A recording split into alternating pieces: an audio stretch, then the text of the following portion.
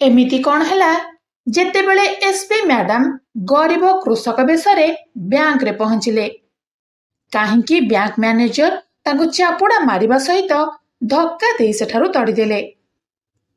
आउ एहा परे एसपी मैडम से बैंक मैनेजर सहित जहा कले देखिकी आपणकर भी झाल बाहरी पड़िबो।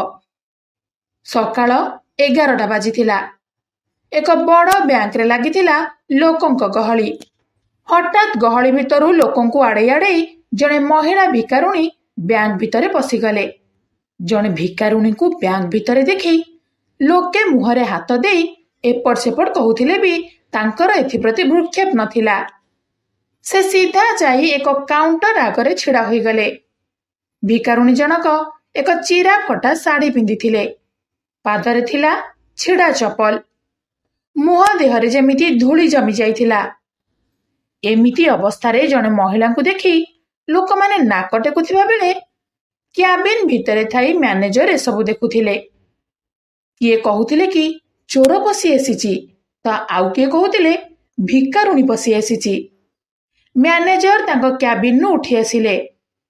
सिक्यूरिटी गार्ड आड़ को अने कहले ए भिकारुणी को बैंक भीतर को किए छाड़िला। आ भिकारुणी को कहले तते बैंक भीतर को आसीबा को किए कहला। सेते बेले भिकारुणी कहला कि सर मु मो खातारू टंका उठिया पई आसीची। सुनिकी बैंक मैनेजर जोर जोर हसीबारे लागिले। आ ताश्चर्य करी कहले तोर तोर पुणे बैंक रे खाता अछि। ये तो खाता खोली देला। एठारे खाता खोलिबा पई अधिक टंका दरकार। तते देखिकी लागुची तू गोटे भिकारुणी। बोधे तो मानसिक अवस्था ठीक नाही। काहेकि मजाक करूचु। तो परे गरीब भिकारुणी पुणी बैंक रे खाता अछि।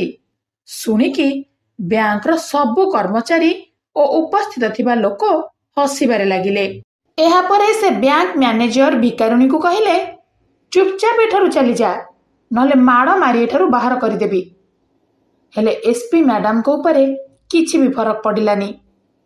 कहले मो बैंक रो कुआडे भी जिबिनी। मते मो खातारू टंका उठाइबार अछि। भिकारुणी बैंक रु जिबार ना धरु नथिला। जहाकु नेई मैनेजर मनरे प्रबल राग आसीगला। से भिकारुणी बेसरे जाइथिबा एसपी मैडम कर चुट्टी धरी तांको बैंक रु धक्का देई बाहर करिया पई चेष्टा कले। हेले एसपी मैडम मैनेजर को गोटे धक्का पकाइले। आ कहिले मु बैंक रु कुआडे जिबिनी मते मो टंका दरकार। तापरे बैंक मैनेजर भिकारुणी बेसधारी एसपी मैडम को गोटे चापुड़ा मारिबा को हाथ उठाइले। हेले एसपी मैडम मैनेजर हाथ धरी नेले। दुहिंक भितरे प्रबल जुक्ति तर्क हैला। मैनेजर स्थानीय थानार इन्स्पेक्टर को डकेइले। इन्स्पेक्टर बैंक भीतर को आसी भिकारुणी बेसरे थिबा एसपी मैडम को अनेइले। मैडम को से चिन्हि पारु नथिले। से कहिले अरे भिकारुणी तु ए बैंक रे कोन करूछु आ समस्तक सहित खराब व्यवहार काई करूछु। चाल मो सहित थाना को। थाना रे 2-4 बार बसी गले आ केबे भी एमिति भूल करिबुनी। से इन्स्पेक्टर भी मैडम को अपमान करिबारे लागिले। एबे परिस्थिति गंभीर होइबारे लागिथिला। एसपी मैडम भाबिले कि एबे समय आसीगला निजर असली रूप को आसीबार। से भिकारुणी बेस हटाइले।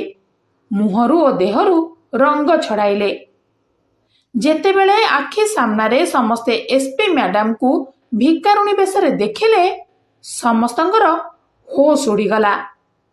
एही घटनार किछि घंटा परे एसपी मैडम से बैंक मैनेजर सहित एमिति किछि कले जे सेठारे थिबा सबु लोक देखिकी आश्चर्यचकित होइगले। इन्स्पेक्टर समेत बैंक मैनेजर मैडम कर गोड़ तले पड़ी क्षमा मागिबारे लागिले। कहले मैडम आमे आपन को चिन्हि पारिलुनी। सबु बैंक कर्मचारी और साधारण लोके आश्चर्य होई ए सबु देखुथिले। जहाकू से माने गरीब भिकारुणी भाबुथिले से जने आईपीएस ऑफिसर बाहरिले। एही घटना परे से मैनेजर और इन्स्पेक्टर का सहित एसपी मैडम एमिति किछि कले सुनिले आपण भी। कहानी शेष भागरे एसपी मैडम ନିଜେ ନିଜର ମତ ସେୟାର କରିଛନ୍ତି। ତେଣୁ ଆପଣଙ୍କୁ ଅନୁରୋଧ, କାହାଣୀକୁ ଶେଷ ଯାଏଁ ଦେଖିବେ।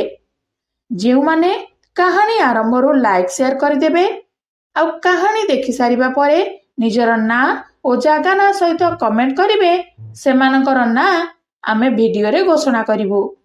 ଏ ଘଟଣା ଘଟିଥିଲା ପଶ୍ଚିମବଙ୍ଗରେ, ଯେଉଁଠି ପ୍ରିୟା ନାମକ ଜଣେ ଝିଅ ତାଙ୍କ ବାପାଙ୍କ ସହିତ ରହୁଥିଲେ।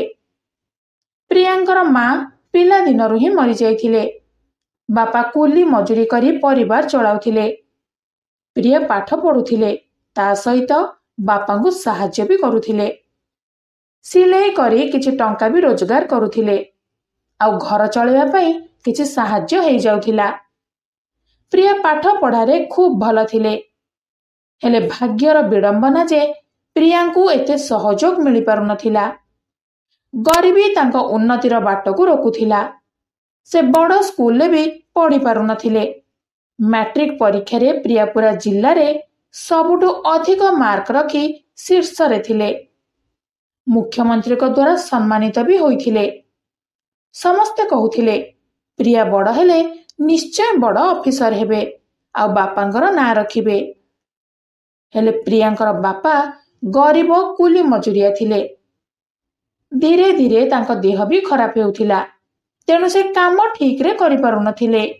ସକାଳୁ ସନ୍ଧ୍ୟା ଯାଏଁ ଭାରି ଭାରି ଓଜନ ଉଠାଇ କାମ କରିବା ଦ୍ୱାରା ଦେହ ଅଧିକ ବିଗିଡ଼ି ଯାଉଥିଲା। ବାପାଙ୍କର ଏମିତି ଅବସ୍ଥା ଦେଖିକି ପ୍ରିୟାଙ୍କ ମନରେ ବହୁତ ଦୁଃଖ ଆସୁଥିଲା। ଶେଷରେ ସେ ନିଷ୍ପତ୍ତି ନେଲେ କି ଆଉ ଅଧିକା ପାଠ ନ ପଢି କିଛି ଛୋଟ ମୋଟ କାମ ଆରମ୍ଭ କରିବେ। ହେଲେ ତାଙ୍କ ବାପା ଏହାର ବିରୋଧୀ ଥିଲେ। କହିଲେ, ତତେ କଣ ପିଲାଦିନରୁ ପଢେଇଥିଲି କିଛି ଛୋଟ ମୋଟ କାମ କରିବା ପାଇଁ?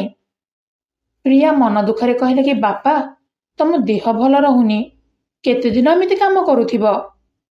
ବାପା କହିଲେ କି, ତୁ ଯେବେ ଯାଏଁ ପଢାପଢି କରି ବଡ ଅଫିସର ହୋଇଯାଇନୁ ସେତେବେଳ ଯାଏଁ ମୁଁ କାମ କରିବି। ଆଉ 3-4 ବର୍ଷ ତୋ ପାଇଁ ବଡ ଗୁରୁତ୍ୱପୂର୍ଣ୍ଣ। ଯଦି ତୁ ମନ ଲଗେଇ ପାଠ ପଢିବୁ ତାହେଲେ ବଡ ଅଫିସର ହୋଇଯିବୁ। ତାପରେ ପ୍ରିୟା ବହୁତ ଭାବିଲେ ଆଉ ସ୍ଥିର କଲେ କି ଠିକ ଅଛି, ମୁଁ ଯେମିତି ହେଲେ ବାପାଙ୍କର ସ୍ୱପ୍ନ ପୂରଣ କରିବି। ଏଥିରେ ପ୍ରିୟାଙ୍କ ସାଙ୍ଗ ବି ସାଥ ଦେଉଥିଲେ। ସେ କହୁଥିଲେ କି, ପ୍ରିୟା, ଜଣେ IPS ଅଫିସର ହେବାର ତୋର କ୍ଷମତା ଅଛି ଆଉ ତୁ SP ହେଲେ ଆମ ସ୍କୁଲର ନାଁ ହେବ। ହେଲେ ପ୍ରିୟା ଜାଣିଥିଲେ କି IPS ହେବା ପାଇଁ ଦିଲ୍ଲୀ ଯିବାକୁ ପଡିବ ଆଉ ଏଥିରେ ବହୁତ ଟଙ୍କା ବି ଖର୍ଚ୍ଚ ହେବ। ତାଙ୍କ ସାଙ୍ଗ ବୁଝାଉଥିଲେ କି ସ୍ୱପ୍ନ ପାଇଁ ବୁଝାମଣା ନ କରିବା ପାଇଁ। ଏବେ ପ୍ରିୟାଙ୍କୁ ନିଷ୍ପତ୍ତି ନେବାର ଥିଲା। ହେଲେ ଟଙ୍କା ପାଇଁ ପ୍ରିୟା ନିଷ୍ପତ୍ତି ନେଇ ପାରୁନଥିଲେ। ଏକଥା ଜାଣିପାରି ପ୍ରିୟାଙ୍କ ସାଙ୍ଗ କହିଲେ କି, ତୁ ଜମା ଚିନ୍ତା କରନି, ମୋ ମା ମୋ ନାଁରେ 3 ଲକ୍ଷ ଟଙ୍କା ରଖିଛନ୍ତି। ସେ ଟଙ୍କା ତ କିଛି କାମରେ ଆସୁନି, ତେଣୁ ତୁ ସେ ଟଙ୍କା ନେଇ ପାଠ ପଢ ଆଉ SP ହୋଇକି ଫେର। ଚାକିରି କରିବା ପରେ ତୁ ସେ ଟଙ୍କା ମତେ ଫେରାଇ ଦେବୁ। ହେଲେ ପ୍ରିୟା ମନା କରିଦେଲେ। କହିଲେ, ସେ ଟଙ୍କା ତ ଭବିଷ୍ୟତ ପାଇଁ ତୋ ମା ରଖିଛନ୍ତି, ତେଣୁ ମୁଁ ସେ ଟଙ୍କା ନେଇପାରିବିନି। ହେଲେ ତାଙ୍କ ସାଙ୍ଗ ଜଣେ ଭଲ ଝିଅ ଥିଲେ। ସେ ରାଣ ପକାଇ ସେ ଟଙ୍କା ନେବା ପାଇଁ ଅନୁରୋଧ କଲେ। ବାଧ୍ୟ ହୋଇ ପ୍ରିୟା ସେ ଟଙ୍କା ରଖିଲେ। କିଛି ଦିନ ଭିତରେ ସବୁ ପ୍ରସ୍ତୁତି କରି ପ୍ରିୟା ଦିଲ୍ଲୀ ବାହାରି ଗଲେ ଆଉ IPS ପ୍ରସ୍ତୁତି ଆରମ୍ଭ କରିଦେଲେ। କୋଚିଂ ସେଣ୍ଟରରେ ଆଡମିସନ ନେଲେ। ଜୋରଦାର ପ୍ରସ୍ତୁତି କରୁଥିଲେ। 2 ବର୍ଷର କଠିନ ପରିଶ୍ରମ ପରେ ସେ IPS ପରୀକ୍ଷାରେ ସଫଳ ହୋଇଗଲେ। ଟ୍ରେନିଂ ପରେ ତାଙ୍କୁ ଚାକିରି ବି ମିଳିଗଲା। ପ୍ରିୟାଙ୍କର ଉନ୍ନତିରେ ସମସ୍ତେ ଖୁସି ଥିଲେ। ପ୍ରିୟାଙ୍କ ସାଙ୍ଗ ବି ପୁରା ଖୁସି ଥିଲେ। ଆଉ 3 ବର୍ଷ ପରେ ପ୍ରିୟା ଫେରିଲେ। ତେଣୁ ସେ ତାଙ୍କ ବାପାଙ୍କୁ ଭେଟିବାକୁ ପୁରା ଉତ୍ସୁକ ଥିଲେ। ତାଙ୍କ ବାପା ଖୁସିରେ କାନ୍ଦି ପକେଇଲେ, କାହିଁକି ନା ଆଜି ତାଙ୍କର ପରିଶ୍ରମ ସଫଳ ହୋଇଥିଲା। ପ୍ରିୟା ତାଙ୍କ ସାଙ୍ଗକୁ ଭେଟିଲେ, ଯିଏକି 3 ଲକ୍ଷ ଟଙ୍କା ଦେଇଥିଲେ।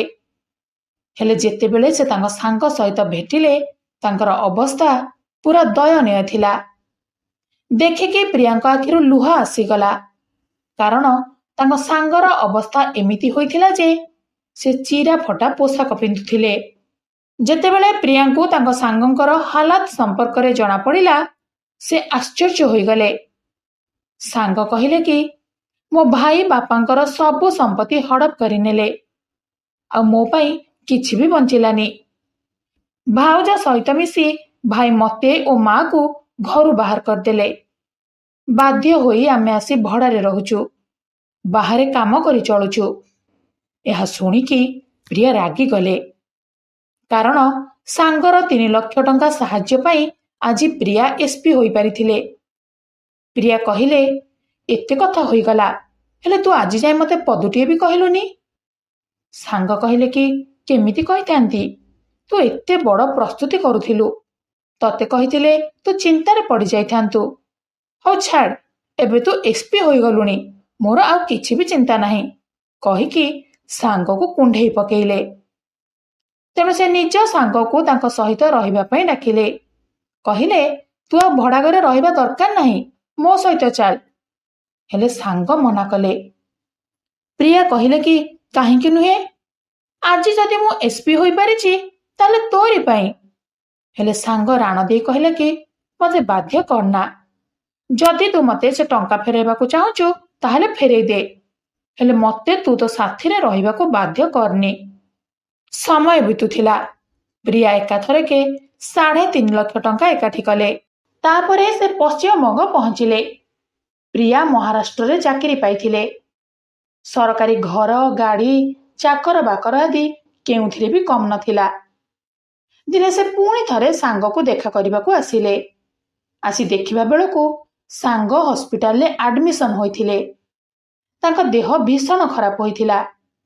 ପ୍ରିୟା ପଚାରିଲେ କି, ତୋର ଏମିତି କ'ଣ ହେଲା ଯେ ତୁ ହସ୍ପିଟାଲରେ ଆଡମିସନ ନେବାକୁ ପଡ଼ିଲା? ସାଙ୍ଗ ଯାହା କହିଲେ ଶୁଣିକି ପ୍ରିୟାଙ୍କର ହୋସ୍ ଉଡ଼ିଗଲା। ସେ କହିଲେ କି, ମୋର କିଛି ଟଙ୍କା ଉଠାଇବା ପାଇଁ ମୁଁ ବ୍ୟାଙ୍କ ଯାଇଥିଲି, ହେଲେ ସେ ବ୍ୟାଙ୍କ ମ୍ୟାନେଜର ମୋ ହୁଲିଆ ଦେଖି ମୋର ବେଇଜ୍ଜତ କଲେ ଆଉ ସବୁ ଲୋକଙ୍କ ଆଗରେ ମତେ ଚାପୁଡ଼ା ମାରିବା ସହିତ ଧକ୍କା ଦେଇ ବାହାର କରିଦେଲେ। ମୋର ଏତିକି ଭୁଲ ଥିଲା କି ମୁଁ ଗୋଟିଏ ପୁରୁଣା ଡ୍ରେସ୍ ପିନ୍ଧିକି ଯାଇଥିଲି ଆଉ ସେଥିପାଇଁ ବ୍ୟାଙ୍କ ମ୍ୟାନେଜର ମୋ ସହିତ ଏତେ ବଡ଼ କାଣ୍ଡ କରିଦେଲେ। ଶୁଣିକି ପ୍ରିୟା ପ୍ରବଳ ରାଗିଗଲେ। ସେ ଭାବିଲେ କି ଜଣେ ବ୍ୟାଙ୍କ ମ୍ୟାନେଜର ହୋଇ ସେ ଏମିତି କେମିତି କରିପାରିଲେ? ବ୍ୟାଙ୍କ ହେଉଛି ଲୋକଙ୍କ ପାଇଁ, ତେଣୁ ସେ ଏମିତି କାମ କେମିତି କରିପାରିଲେ? ଏହାପରେ ପ୍ରିୟା ସେ ମ୍ୟାନେଜରଙ୍କୁ ବୁଦ୍ଧି ଶିଖାଇବା ପାଇଁ ଯୋଜନା କଲେ। ସେ ନିଜକୁ ଗରିବ ବେଶରେ ସଜାଇ ବ୍ୟାଙ୍କ ଯିବେ ଆଉ ମ୍ୟାନେଜରଙ୍କୁ ସମସ୍ତଙ୍କ ଆଗରେ ପ୍ରମାଣ ସହିତ ଧରିବେ, ଯାହାଫଳରେ ସେ ଆଉ କେବେ ବି ଏମିତି ଘୃଣ୍ୟ କାମ କରିପାରିବେନି। ତାପରେ ପ୍ରିୟା ସେ ମ୍ୟାନେଜରଙ୍କ ସମ୍ପର୍କରେ ଅଧିକ ତଥ୍ୟ ହାସଲ କଲେ। ମ୍ୟାନେଜର ଓ ଅନ୍ୟ କର୍ମଚାରୀ ଗରିବଙ୍କ ସହିତ ସେମିତି ବ୍ୟବହାର ଜାରି ରଖିଥିଲେ। ସେ ବ୍ୟାଙ୍କରେ କେବଳ ଧନୀ ଲୋକଙ୍କର ଖାତା ଖୋଲା ଯାଉଥିଲା, ଗରିବଙ୍କୁ ସେ ବ୍ୟାଙ୍କରେ ପଶେଇ ଦିଆଯାଉନଥିଲା। ପରଦିନ ସେ ବେଶ ବଦଳେଇ ବ୍ୟାଙ୍କରେ ପହଞ୍ଚିଲେ ଆଉ ତାପରେ ଯାହା ହେଲା ଆପଣମାନେ ଶୁଣି ସାରିଛନ୍ତି। ପ୍ରିୟା ମ୍ୟାଡାମ ସେ ବ୍ୟାଙ୍କ ମ୍ୟାନେଜରଙ୍କୁ ଏକ ଜୋରଦାର ଚାପୁଡ଼ା ମାରିଲେ। କହିଲେ, ତମର ସାହସ କେମିତି ହେଲା? ଗରିବଙ୍କୁ କାହିଁକି ବ୍ୟାଙ୍କ ମନା? ମୁଁ ତମ ବିଷୟରେ ସବୁ ଶୁଣିଛି।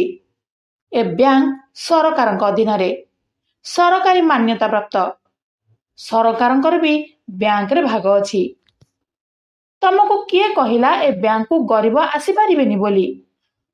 ମ୍ୟାନେଜର ପୁଣି ହାତ ଯୋଡ଼ି ଏସ୍ପି ମ୍ୟାଡାମକୁ କ୍ଷମା ମାଗିବାରେ ଲାଗିଲେ। ହେଲେ ପ୍ରୀତି ମ୍ୟାଡାମ କ୍ଷମା କରିବା ବଦଳରେ ତାଙ୍କୁ ନେଇ ହାଜତରେ ଭର୍ତ୍ତି କରିଦେଲେ। ଏହାପରେ ସରକାରଙ୍କ ତରଫରୁ ସେ ବ୍ୟାଙ୍କକୁ କାରଣ ଦର୍ଶାଅ ନୋଟିସ ଜାରି କରାଗଲା ଆଉ ଏହି ଘଟଣା ପରେ ସାଧାରଣ ଗରିବଙ୍କୁ ସେ ବ୍ୟାଙ୍କରେ ଖାତା ଖୋଲିବା ପାଇଁ ଅନୁମତି ମିଳିଲା। କାହା ସାଥିରେ ଭେଦଭାବ ନ କରିବା ପାଇଁ ସରକାରୀ ନିର୍ଦ୍ଦେଶ ଜାରି ହେଲା। ତ କାହାଣୀ ଏତିକି ଥିଲା। ଆଜିର ସମାଜରେ ଏମିତି ଭେଦଭାବକୁ ଆପଣ କେମିତି ଦେଖୁଛନ୍ତି? ଧନୀଙ୍କ ପାଇଁ ଗୋଟିଏ ନିୟମ, ଗରିବଙ୍କ ପାଇଁ ଅଲଗା ନିୟମ, ଏହା ଠିକ୍ କି? ନିଜର ନାଁ ଓ ଜାଗା ନାଁ ସହିତ ଆପଣଙ୍କ ସୁଚିନ୍ତିତ ମତ କମେଣ୍ଟ ବକ୍ସରେ ଦେବେ। ଭିଡିଓ ଭଲ ଲାଗିଥିଲେ ଲାଇକ୍ ସେୟାର କରିବା ସହିତ ଚ୍ୟାନେଲକୁ ସବସ୍କ୍ରାଇବ କରିଦେବେ। ବେଲ୍ ଆଇକନକୁ ଅନ୍ କରି ଆମକୁ ଉତ୍ସାହିତ କରିବେ। ଆଉ ହଁ, ଆମ ଫେସବୁକ୍ ପେଜକୁ ବି ଫଲୋ କରିଦେବେ। ଲିଙ୍କ ଡେସ୍କ୍ରିପ୍ସନରେ ଦେଇଛି। गत भिडियोरे निजर मूल्यवान मत देई आमको उत्साहित करिथिबा व्यक्ति माने हेले गणेश्वर राउत, परशुराम दास, प्रदीप कुमार जेना, प्रमिला नायक, शर्मिष्ठा परिडा, तनिषा तनया भुवनेश्वर, राहुल, एसके समीम, कंभुपाणी प्रधान पलासगोरा, प्रशांत स्वाई, मानस स्वाई जगतसिंहपुर, सिक्रेट स्टोरीज रो सबु दर्शकों को अनेक अनेक धन्यवाद।